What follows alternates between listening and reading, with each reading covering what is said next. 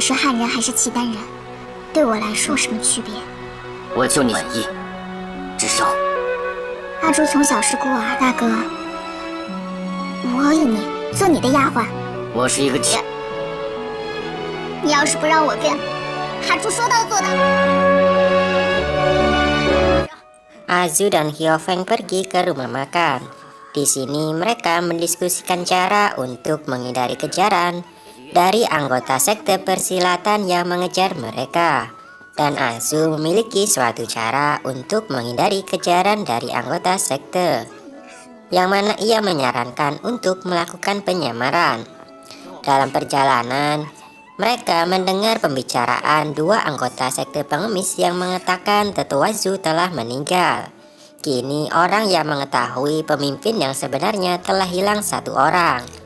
Kemudian mereka bertemu dengan Nyonya Tan, yang mana ia diikuti oleh Zhao dari belakang. Lalu Hyo Feng pun mengikuti mereka berdua yang masuk ke dalam rumah. Ternyata mereka berdua sepasang kekasih di masa lalu. Kemudian Hyo Feng masuk dan menotok mereka berdua. Di sini Hyo Feng bertanya siapa pemimpin yang sebenarnya. Tapi mereka berdua tak ingin memberitahu. Yao pun bersedia mati dan tak ingin memberitahu kepada Hyo Feng. Lalu Hyo Feng bertanya kepada Nyonya Tan dan mengatakan akan membongkar perselingkuhan mereka. Tapi Nyonya Tan masih tak ingin memberitahu kepada Hyo Feng pemimpin yang sebenarnya. Hyo Feng pun hendak menggunakan kekuatan untuk menyerang Nona Tan, tapi dihentikan oleh Zhao dan ia mengambil tusuk konde milik Nona Tan. Kemudian ia menemui suaminya. Ia bertanya jika istrinya telah ditahan oleh Hyo Feng. Di sini suaminya diancam untuk memberitahu siapa orang yang sebenarnya menjadi pemimpin tersebut. Meski dalam ancaman, suami Nyonya Tan tak ingin memberitahu kepada Hyo Feng. Dan ia tak percaya bahwa istrinya telah berselingkuh dengan Zhao. Akhirnya, Hyo Feng pun membawa suaminya untuk menemui Zhao dan juga Tan yang berada dalam rumah. 你自己进去看吧。 Saat ia masuk, ia terkejut melihat istrinya dan Zhao telah meninggal dengan bekas luka tapak emas milik biksu Yuanqi. Ia mengira jika ini perbuatan Hyo Feng, tapi Hyo Feng mengatakan jika ia tak membunuhnya. Kemudian karena tak mendapatkan sesuatu dari suami Nyonya Tan, ia pun pergi meninggalkan tempat itu dan kembali menemui Azu. 我和赵钱孙都死了，这世上只剩3人。 Kemudian mereka ingin pergi menemui biksu Ziguan dan juga pergi ke Tai Shandong. Tapi dalam perjalanan, tempat yang mereka tuju telah terbakar dan semua keluarganya telah terbunuh. Langkah penjahat itu selalu satu langkah berada di depan Hyo Feng. Saat Hyo Feng datang, hal yang ia tuju telah dihancurkan oleh penjahat itu. Tiada cara lain, akhirnya mereka pergi untuk menemui biksu Ziguan. Kemudian Hyo Feng bertemu 5 orang yang misterius, yang mana ia menanyakan tentang kematian dari Sang Zheng. Di sini Hyo Feng juga ingin tahu siapa pembunuh yang sebenarnya. Tapi kelima orang misterius ini mencurigai pelakunya adalah Hyo Feng, sehingga mereka ingin menguji kemampuan bela diri milik Hyo Feng. Tapi Hyo Feng mengatakan jika kemampuannya tak sebanding dengan 5 orang misterius tersebut. Meski begitu, pertarungan tetap berlanjut. Ternyata mereka sedang menyelidiki kematian biksu Yuanku. Setelah melihat serangan Hyo Feng, mereka pun yakin jika Hyo Feng bukan pelakunya. Begitu juga dengan kematian Nyonya Tan dan juga Zhao yang dibunuh secara misterius. Kini mereka pun melepaskan Hyo Feng untuk kembali melanjutkan perjalanannya. Tapi sebelum Hyo Feng pergi, mereka memberitahu jika kejadian 30 tahun lalu di gerbang Zaman itu adalah kesalahan terbesar.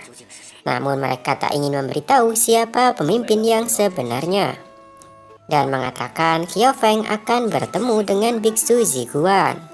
Azu sangat khawatir tentang keselamatan Hyo Feng. Saat seseorang mengetuk pintu, ia mengira itu adalah Hyo Feng. Ternyata orang itu adalah biksu utusan dari guru Ziguan. Ia mengundang Hyofeng untuk menemui guru Ziguan. Tak lama setelah itu, Hyofeng pun pulang dan menerima undangan tersebut. Tapi Azu masih belum percaya jika biksu Ziguan akan memberitahu siapa pemimpin itu. Namun Hyofeng tetap percaya jika guru Ziguan akan memberinya sebuah petunjuk. Dan ia mengatakan jika 5 orang misterius yang ia lawan memberitahu jika biksu Ziguan akan menemuinya. Ternyata hal itu benar adanya.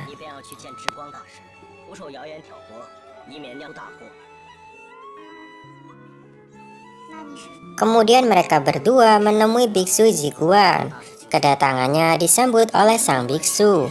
Ia juga memberitahu jika Hyofeng bermarga Hia. Mendengar hal itu, Hyofeng pun berterima kasih dan memberi hormat biksu Ziguan. Di sini biksu Ziguan juga memberitahu tulisan yang berada di dinding Zamen, yang mana tulisan itu telah dirusak oleh seseorang. Yang mana arti dari tulisan itu, saat VR berusia 1 tahun, aku membawanya bersama istriku pergi ke jamuan yang ada di rumah nenek. Tapi dalam perjalanan mereka dihadang oleh perampok dan di sana terjadi perkelahian yang begitu sengit. Tapi pada akhirnya ia melihat anak dan istrinya meninggal sehingga ia memilih untuk bunuh diri. Lalu Hyofeng pun bertanya kepada biksu Ziguan siapakah pemimpin yang sebenarnya. Biksu Ziguan mengajaknya untuk masuk ke dalam. Dan saat di dalam, biksu Ziguan yang bermeditasi ternyata ia bunuh diri. Melihat hal itu, Hyofeng pun terkejut akan hal tersebut. Hyofeng pun memberi penghormatan terakhir kepada biksu Ziguan.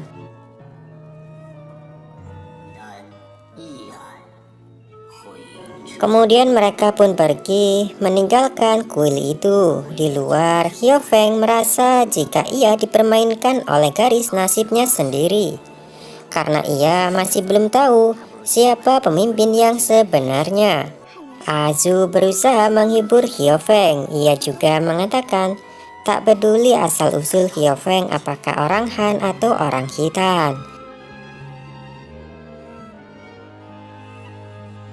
Ternyata orang misterius tadi adalah 5 anggota biksu, yang mana pimpinannya adalah biksu Yuanji. Di sini mereka sangat menyayangkan telah salah menuduh tentang Hyofeng.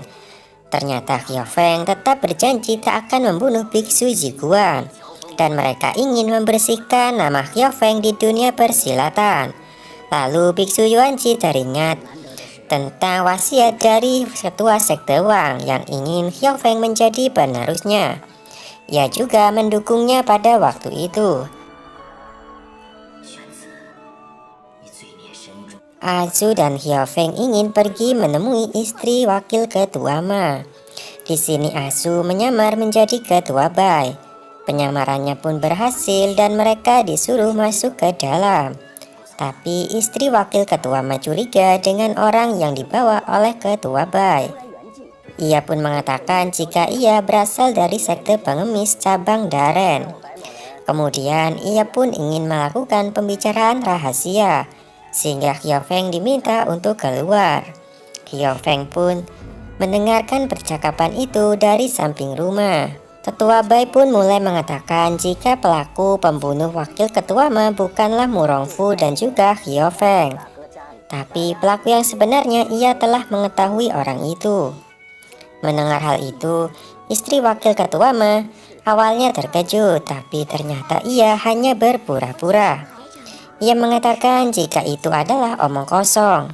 Melihat ada yang janggal dengan tetua Bai, ia pun segera memberi pertanyaan yang rahasia. Azu pun tak bisa menjawab pertanyaan itu, sehingga ia semakin curiga jika orang yang di depannya bukanlah tetua Bai yang asli. Lalu ia pun mempermainkannya dengan memberikan sebuah teka-teki tentang siapa pemimpin yang sebenarnya. Hyofeng pun antusias untuk mendengarkan percakapan tersebut. Ia juga memberitahu jika orang ini sangat berkuasa dan bisa menyuruh ribuan orang dengan hanya satu ucapan saja. Tetua Bai pun mulai menebak mungkinkah itu adalah biksu Shaolin. Ternyata tebakannya salah. Ia lalu memberitahu jika orang ini berkedudukan begitu tinggi. Dan ternyata orang ini adalah ayah dari Tuan Du, yaitu Duan Zhenjun. Mengetahui hal itu, Tetua Bai pun berterima kasih dan segera pergi meninggalkan istri wakil ketua Ma. Xiao Feng pun merasa gelisah karena ia teringat tentang persaudaraan yang ia lakukan dengan Tuan Zhu, yang mana mereka telah menjadi saudara angkat. Namun Azu mengingatkan jika balas dendamnya begitu besar. Akhirnya Xiao Feng pun akan melanjutkan perjalanan ke negeri Tali untuk melaksanakan balas dendamnya. Tapi ia khawatir dengan ilmu pedang 6 nadi milik keluarga Duan yang begitu terkenal. Kemudian Azu mengatakan jika itu semua bisa dikalahkan dengan kitab penguat otot. Ia juga memberikannya kepada Xiao Feng. Tapi saat membuka kitab itu ternyata mereka tak bisa membaca tulisan yang ada di sana. Meski begitu, mereka tetap melanjutkan perjalanan. Kemudian mereka bertemu anggota dari pengawal pasukan negeri Dali, yang mana ia terlihat sedang mabuk dan merasa ada orang jahat di depannya. Xiao Feng pun menenangkannya. Lalu ia meminta agar Azu dan Xiao Feng pergi melapor ke tuannya tentang bahaya yang begitu besar. Tuannya berada di Danau Xiaojing. Akhirnya Xiao Feng dan Azu pergi ke danau tersebut untuk menemui tuan dari prajurit tersebut. Ternyata penunggu danau itu adalah Duan Zhenjun, orang yang sedang mereka cari. Di sini ia melihat seorang gadis yang sedang mempermainkan penjaga tempat tersebut. Ia dengan cerdik menipu penjaga itu dan melumpuhkannya.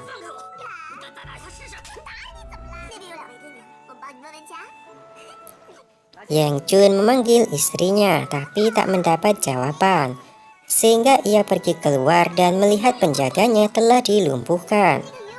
Lalu ia menanyakan siapa pelakunya. Wanita muda tadi pun maju ke depan. Di sini ia diberi pelajaran oleh Zheng Chun. Ternyata tenaga dalam Zheng Chun sangat besar sehingga ia dengan mudah mengalahkan wanita itu. Bahkan ia yang menggunakan jarum beracun. Serangan itu mampu dihindarinya dan melemparnya ke danau tersebut. Lalu ia meminta istrinya untuk menyelamatkannya. Kemudian istrinya pun menyelamatkan wanita tersebut. Saat ia menariknya ke atas, ternyata wanita itu telah jatuh pingsan. Ia pun membawanya masuk ke dalam. Yang Chun bertanya tujuan Xiao Feng menemuinya. Kemudian Xiao Feng mengatakan kalau ia mewakili orang yang bersenjata kapak dan mengatakan jika penjahat besar akan datang.